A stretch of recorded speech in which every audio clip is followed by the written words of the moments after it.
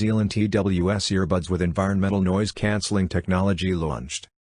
Elan have been launched as the company's first environmental noise cancelling (ENC) TWS earbuds in India. The earbuds have a quad microphone setup and are powered by Qualcomm Apps adaptive technology. Elan are touted to offer a playtime of up to 8 hours that can be extended to 36 hours with the charging case. The TWS earbuds support Bluetooth 5.2, low latency, and voice assistant features.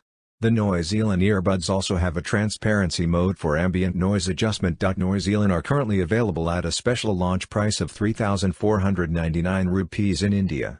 The earbuds can be purchased via Noise's website and are also available through Amazon. After a few days, Elan will be priced at 3,999 rupees in the country. The earbuds are offered in a shadow grey, black, color option. Elan specifications, features.